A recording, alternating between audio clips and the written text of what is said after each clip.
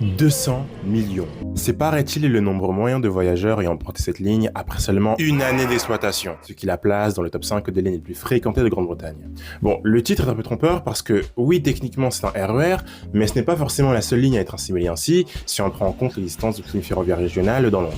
À la seule différence que cette ligne a littéralement désaturé le métro londonien. Bon, ce que je te propose, c'est de suivre mes aventures dans la capitale britannique grâce à l'unique et majestueuse Elizabeth Line.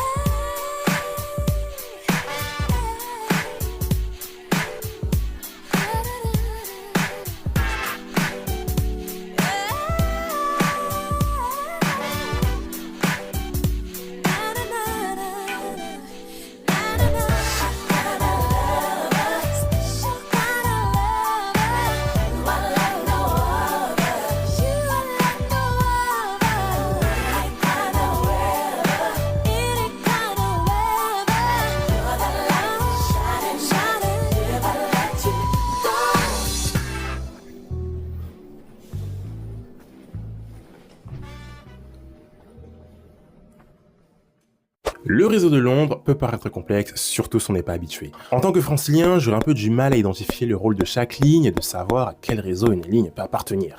Bon, déjà on a la package, TfL, Transport for London, l'autorité organisatrice des réseaux de transport de Londres qui va en gros superviser, gérer, financer, surveiller l'ensemble des réseaux de transport dans ce périmètre. C'est un peu l'équivalent d'Île-de-France Mobilité en Île-de-France, à la seule différence qu'elle ne se contente pas de couler de façon grossière des stickers sur tous les trains de la région. C'était personnel. En gros, dans ce périmètre, on va retrouver le métro Underground, les 11 lignes de métro, le réseau Overground, qui sont des espèces de trains de banlieue légers qu'on retrouve plus dans la périphérie de Londres, le métro léger DLR, Dockland Light Railway, les bus, le tramway, le téléphérique, etc., etc., etc. Et la dernière, l'Elizabeth Line, exploitée par MTR Corporation, et qui a en gros ouvert en 2022...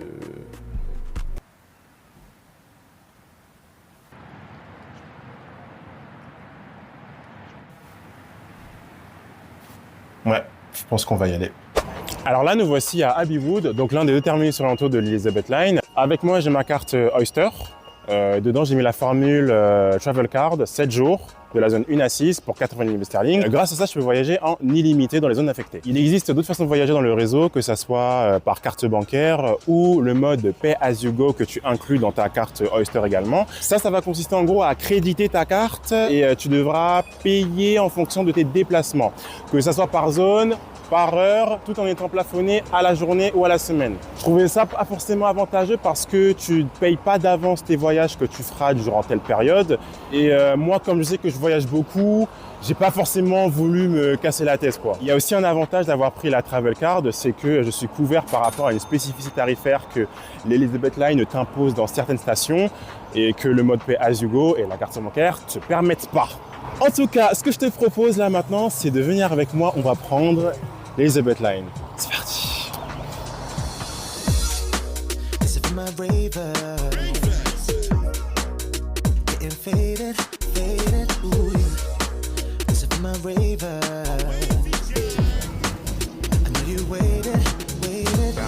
Alors là, c'est bon, je suis dans la Lizzie Line.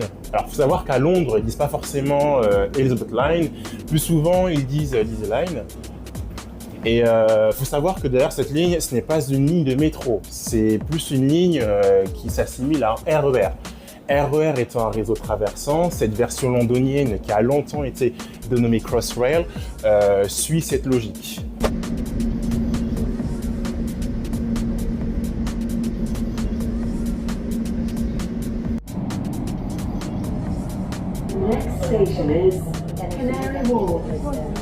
Globalement, ça va. Pour le peu ce que j'ai fait, je suis assez satisfait. Je vais vous épargner le discours du oui, c'est confortable, oui, c'est climatisé. Dans tous les cas, il y a tout. Il y a de tout. Il y a un certain confort que j'apprécie, et franchement, il n'y a rien à dire. J'aime bien.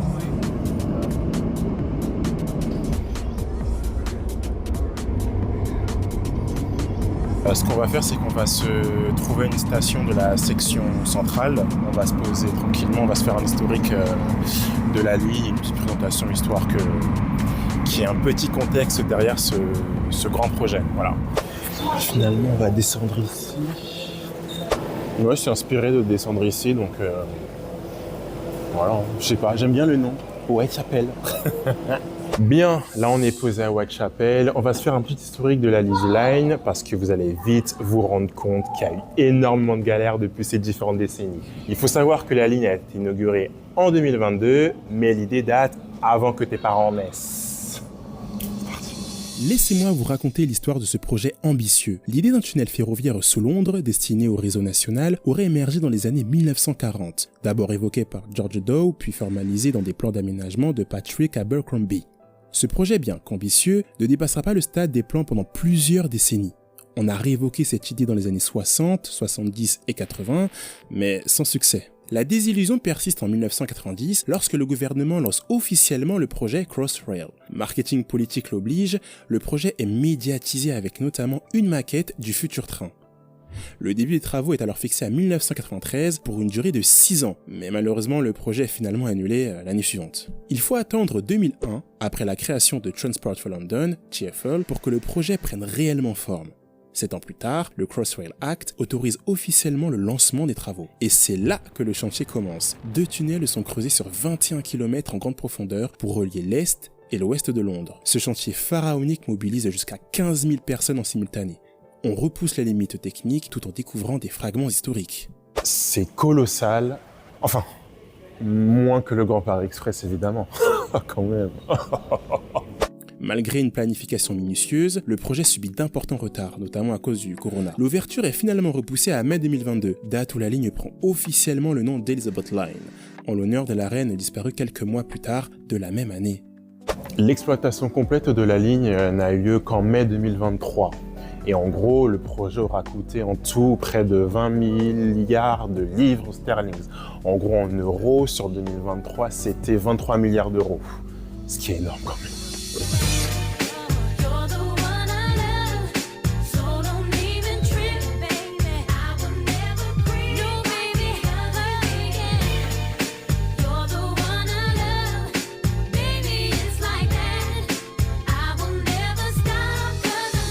La ligne compte 41 stations sur les 118 km de la ligne. Elle relie à l'est Shenfield et Abbeywood et à l'ouest Heathrow, terminaux 4 et 5, et Reading.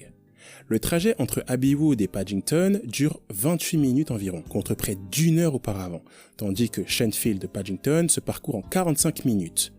Depuis Paddington, qui est la station centrale de référence sur l'Elizabeth Line, il faut environ 28 minutes pour rejoindre Heathrow et 55 minutes pour atteindre Reading. Dans la section centrale, la fréquence peut atteindre jusqu'à 24 trains par heure, soit un train tous les 2 minutes 30.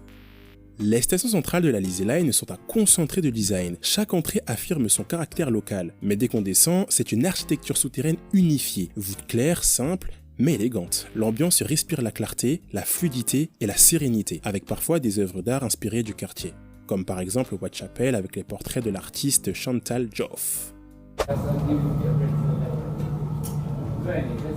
Bon, après cette escale, je vous propose qu'on aille à Heathrow.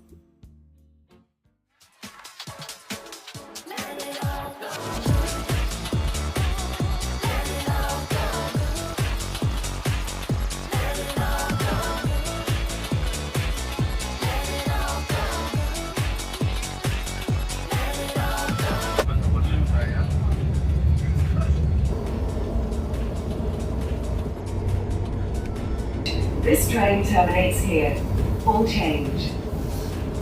Here we go. If you see something that doesn't look right, speak to staff or text British Transport Police on 61. Alors, ce que tu dois savoir, c'est que les terminus ouest de la ligne ont des tarifications spéciales. Spécifiquement pour Heathrow, si tu as ta carte bancaire ou le mode Pay As You Go de ta carte Oyster, tu vas payer à partir de la zone 1, si tu prends la Lizzie Line à l'aéroport, jusqu'à 14 livres. Parce qu'en fait, tu payes au fur et à mesure des déplacements. Et la Travel Card, ce n'est pas le cas vu que tu as payé d'avance tes voyages. Pour contourner cette tarification spéciale, tu peux prendre la Piccadilly Line à partir de la zone 1 qui t'emmène également à l'aéroport et tu payes 6 livres environ.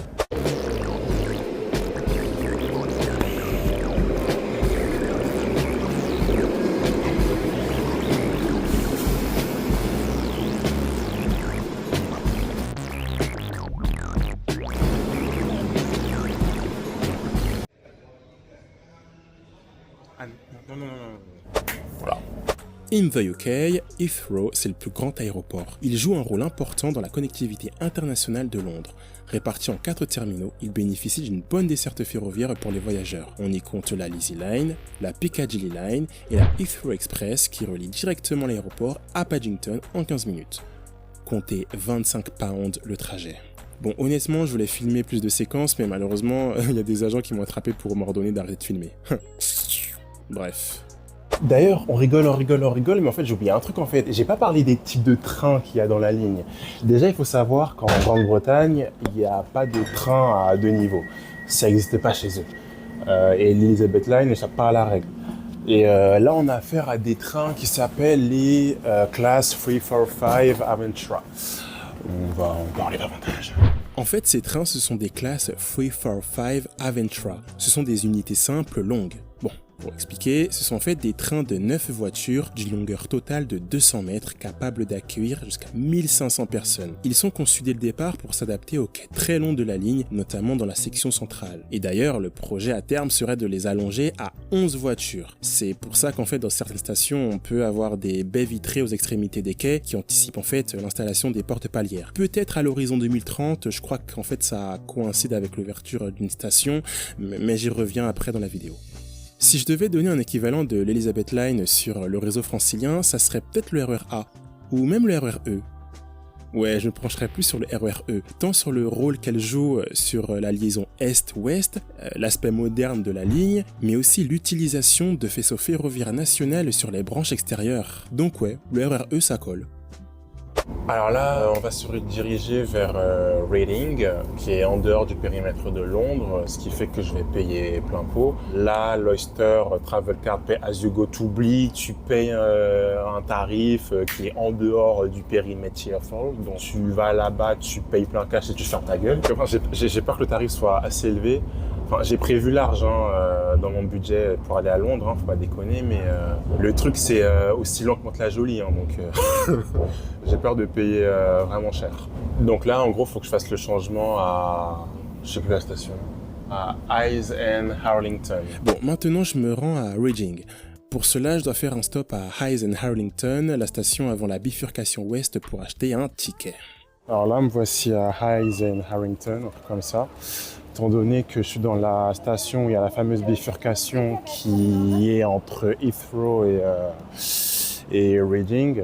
Et comme Reading, c'est en dehors de la tarification TfL qui est en vigueur, je suis obligé de prendre un billet spécial pour aller à Reading. Bah oui, parce que l'Oyster avec la Travel Card, ça marche pas. Donc là, je vais devoir être en règle. Je comprends rien. Ok, Reading, ok. Ensuite, je fais ça. Ok, c'est bon, j'ai trouvé. Ok, c'est bon. Ensuite, je fais Reading. Et après...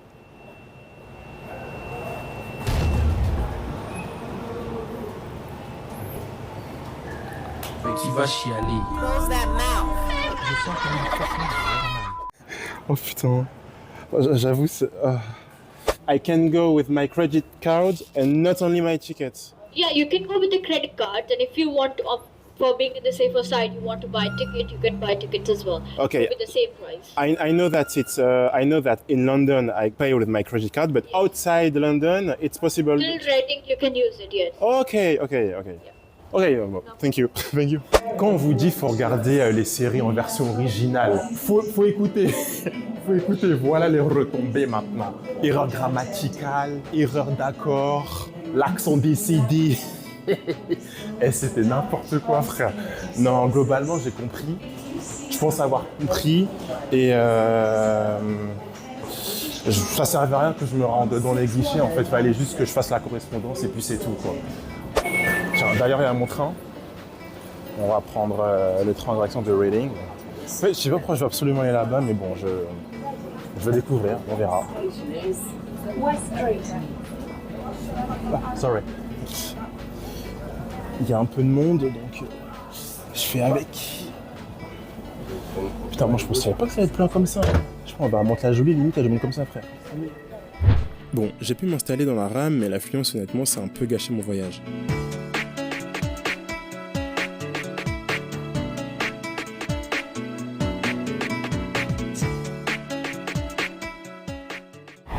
même assez étonné que même si on n'est pas dans le périmètre de Londres, qu'il y ait quand même un peu de monde quand même. Je pensais qu'il allait y avoir que des descentes et que le train allait peu à peu se vider, mais finalement non, c'est pas forcément le cas. Il y a autant de montées que de descentes. Là, dans la branche de Reading, il y a une petite particularité également, c'est qu'il y a une longue interprétation de la ligne entre Maidenhead et Twyford. Je ne sais plus c'est combien de kilomètres, je le préciserai ici ou ici. Je sais pas. La vitesse de pointe dans cette section, elle est de 140 km/h. J'ai l'impression encore maintenant. J'aime bien, c'est rapide. C'est une branche assez intéressante. Nous sommes sur le réseau de la compagnie ferroviaire Grand Western Railway. Bon, je pense que je l'ai mal prononcé. Et en gros, la particularité, c'est que ça traverse les plaines du comté du Berkshire. J'aime particulièrement la configuration des voies en 2x2 sur cet axe. Parfois, ça permet de faire la course avec des trains nationaux à grande vitesse. C'est marrant.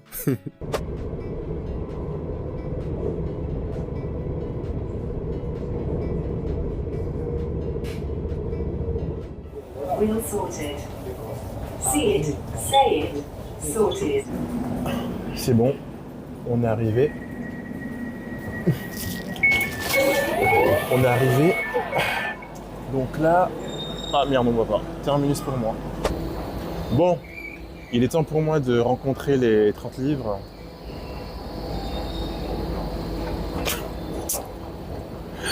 Ah Seigneur, vraiment. Bref. En gros, ici, on est à Reading, je crois, je sais pas comment on dit. J'ai du mal avec les prononciations.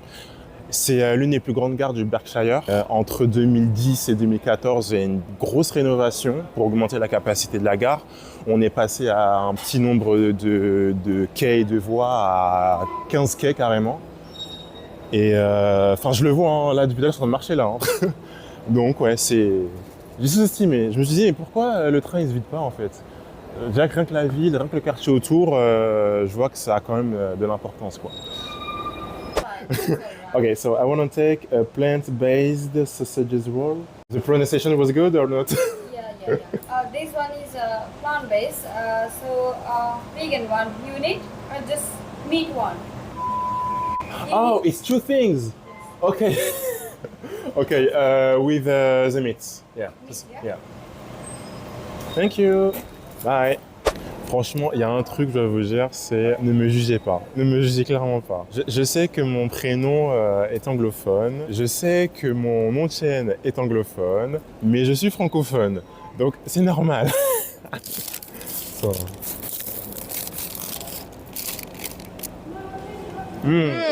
C'est très délicieuse. Oh, Haja le top. En réalité, je suis pas sûr de sortir finalement. Je pense que je vais faire des économies, je vais rester à la gare et puis je vais repartir. Hein.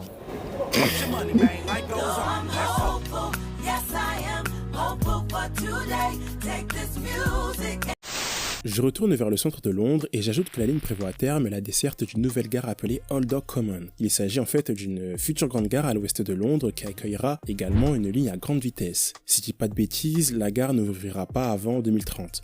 Voire plus tard, notamment à cause de la LGV qui a connu une dérive budgétaire astronomique et un retard considérable. Il y a d'autres propositions mais sans réel engagement sur la Elizabeth Line, comme la réouverture d'une station Silvertown qui a fermé en 2006 dans la branche d'Abbeywood. Sa force, être à proximité d'un petit aéroport spécialisé sur les vols petits et moyens courriers. Mais le big projet, c'est aussi de créer une autre liaison, Crossrail, mais nord-sud. Le projet est pour l'instant dans les cartons, mais peut-être qu'un jour ça va être réalisé. Qui sait? Bon, je pense avoir fait le tour et pour éviter de rendre la vidéo inutilement trop longue, je décide qu'on en arrête là. Je suis allé sur la branche de Shenfield mais sans caméra. Et globalement, c'était un peu le même délire, c'était sympa. En tout cas, merci d'avoir regardé ma vidéo. Je te conseille fortement de découvrir le réseau de transport londonien. Certes, il manque des projets de développement de lignes, mais on voit quand même la volonté de procéder au moins à un renouvellement de matériel roulant sur plusieurs lignes. Et c'est quand même assez sympa. Sinon, en commentaire, dis-moi si tu as déjà pris l'Elizabeth Line et quelle a été ta meilleure expérience dans le réseau de Londres, si tu as déjà été. En tout cas, prenez soin de vous. À bientôt.